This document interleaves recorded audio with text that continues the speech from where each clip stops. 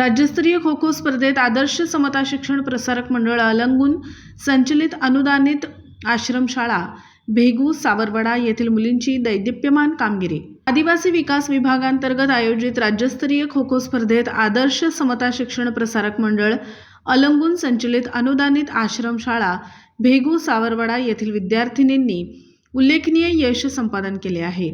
14 वर्षांखालील मुलींच्या संघाने अत्यंत चमकदार व प्रेरणादायी कामगिरी करत उत्कृष्ट खेळाचे दर्शन घडवले। तसेच 19 वर्षांखालील मुलींच्या संघाने खो खो स्पर्धेत राज्यात एक डाव राखून प्रथम क्रमांक पटकावत घवघवीत यश मिळवले। संपूर्ण स्पर्धेदरम्यान संघातील प्रत्येक खेळाडूने शिस्तबद्ध खेळ, वेग, चपळता आणि उत्कृष्ट संघभावना दाखवली।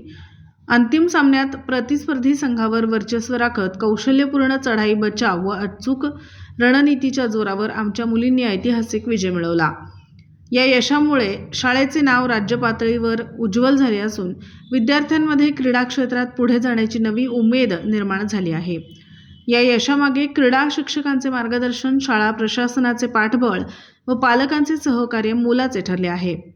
या विजयी संघाचे सर्वत्र अभिनंदन होत असून संस्थेचे संस्थापक अध्यक्ष माननीय जे.पी. गावित साहेब, संचालक हिरामण दादा गावित व समन्वयक इंद्रजित दादा गावित यांनी विशेष अभिनंदन करून कौतुक केले असून भविष्यातही अशीच उज्ज्वल कामगिरी करण्यासाठी शुभेच्छा दिल्या आहेत।